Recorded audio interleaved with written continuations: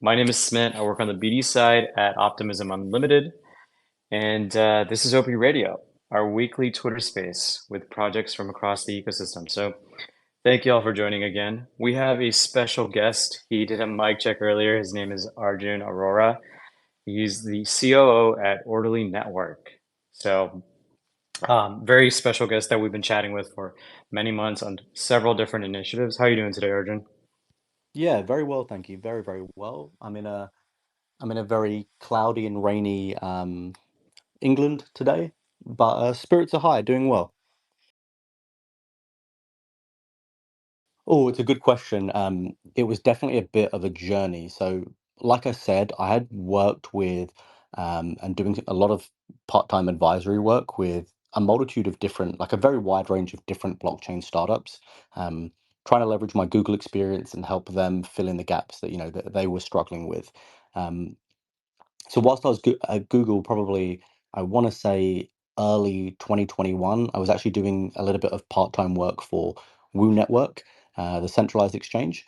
Um, they actually incubated Orderly, funnily enough, and then I was introduced to Ran, who's Orderly's CEO, and since then the rest of history, right? Like it's just startup life. We were a very very small team, but like Ran and Terrence's vision was very clear from day one, right? Like after a lot of due diligence, a lot of planning, we started to put together the MVP of what Orderly is. We put together pitch decks, we raised an initial seed round, and it just kind of blurred. Since then, it's just been heads down building. Um, I formally left Google. This was late 2021. I formally left Google at the end of March 2022. So coming up to 2 years. And yeah, like I said, heads down building. We've grown from a small team of four people to, gosh, 45 plus people all around the world in the last 20 or so months.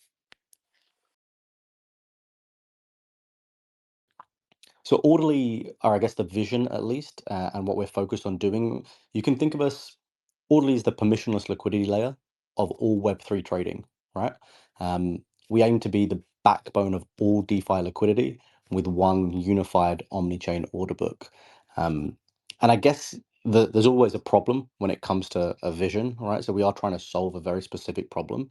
Um, and that is like we aim to solve the biggest issue in DeFi when it comes to like fragmented liquidity and allow a lot of different DeFi protocols to build a wide range of different financial products on top of their users. So in terms of like me imagining it, you can think of us a bit more as like a decentralized CME, if you will, right? Like the Web3 clearinghouse for all derivatives trading in crypto. So not just crypto assets, obviously, but like real world assets, commodities, even FX. Um, and that's kind of what our vision is, um, and the problem we're trying to solve. In terms of like what we actually are, um, I think the best way to sort of explain it is, in essence, you can kind of split DeFi into three areas, right? Or at least the way I think about it. The first being user onboarding and experience, the second liquidity, and the third infrastructure. And I think in terms of defining what Orderly is, we really play in those final two areas, right? We've sold for liquidity with a unified order book powered by professional market makers. And then we've gone out and sold for infrastructure by bringing a true CeFi style order book approach that we do see in traditional finance, right? Low latency, high throughput trading, um, but with all of the benefits of DeFi, like when it comes to self custody and transparency. And I actually think we've taken it a step further as we've evolved as a company. Like we're trying to solve for those last two areas of the three that I mentioned. But the first area that I mentioned, like user experience and onboarding, we've actually gone and created these like desktop and mobile UI components, a theme builder. So all of these protocols can actually go into our SDK. They can create front end UI components. They can just connect to our back end and launch their protocol in a matter of hours. So you know, even to this very, very point, we have a wide range of different builders that are built on top of Orderly, and that they really range from centralized exchanges, widening their product offering to spin up a DEX, AMMs, adding perps, wallets, leveraging Orderly for swap liquidity. We actually even have a major play to earn DApp that also leverages us for swap liquidity. So To truly answer your question, when I say like what is orderly, like you guys know the vision, but we have all of these partners tapped into us um, as an infrastructure protocol. So, like I said, that decentralized CME, that Web3 clearinghouse is the best way to think about what we really are. The actual tech stack at Audley is very complex, but we try to abstract that away from the builders, right? We try to make building and integrating with Audley as seamlessly as possible. And everyone on the call, like, you can go to our website, like, you can see everything in our documentation, but I'll try and break it down into three core areas or layers, let's say, because it is a tech stack. So we have an asset layer, a trading layer, and then a settlement layer. So the asset layer is the first one, and it's where users actually engage with us. The asset layer is where we focus on self custody for user assets, and of course, we know how important self custody is, right? Especially when it's in the DeFi world. So on this asset layer, users can actually natively deposit and withdraw funds into these smart contracts. Let's call them asset management vaults. They have full control of their funds for depositing and withdrawing at any time. There's no wrapped assets, there's no bridging, there's no security risk when it comes to those two pieces, right? So that's the first top layer, if you will. The second layer is our trading layer. It's kind of what I referenced before in my last answer, like high throughput, low latency off-chain order book. It really does mirror centralized exchange style offerings, especially if we want to truly onboard large mass volumes that we do see in traditional finance. We see block times of like maybe just less than a second these days. When it comes to high frequency trading and especially derivatives trading, waiting 1 second block time is not conducive to a good trading environment. So being making sure that we can create this layer that really does replicate that high throughput and low latency that you do see in centralized exchanges is absolutely essential to the success of Orderly. So that's it. That's where the trading layer kind of sits. And then the final layer is, I guess, maybe what I like the most or what I like to talk about the most. The final layer is our settlement layer, our own settlement layer app chain powered by the OP stack.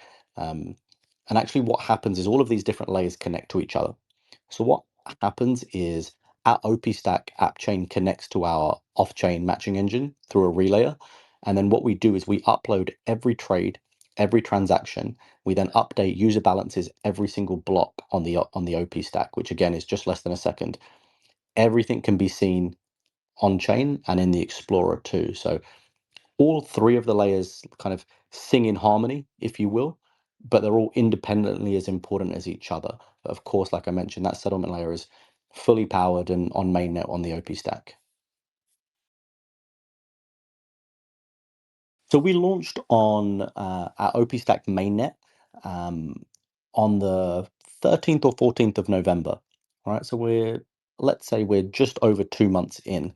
Um, and that is the third layer, the settlement layer that I described. Um, the first layer are the asset vaults, the asset management vaults.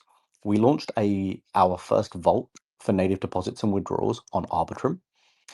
We have also since then launched our second vault on Optimism mainnet, and we're going to continue to be um, launching more and more vaults. Again, all of these vaults are connected to the OP Stack app chain. And actually, what we do is we leverage layer zero for cross chain messaging, specifically messaging, not for asset transfer or bridging. So all of these vaults can talk to our OP Stack. So in terms of milestones, getting the first two volts up was very important. I would say probably by the end of this quarter, we'll be at 5 or 6 volts across multiple chains. And again, as I continue to say, this is native deposits and withdrawals for users. We really want to abstract the chain away from the user. They don't have to bridge. They can just come and deposit and withdraw from the chain of their choice and interact with our entire tech stack. The numbers have been great so far. Um, like I said, if it wasn't obvious, we are an infrastructure protocol. We don't have a front end ourselves.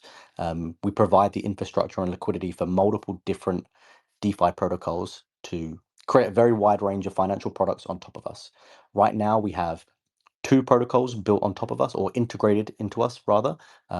One is Woo Network centralized, the centralized exchange Woo Network. They have gone and created WooFi Pro, which is their DEX, their perp DEX offering on top of Orderly. They were first to launch. We then have LogX, which is a perp DEX aggregator. Um, and we're seeing some fantastic volumes.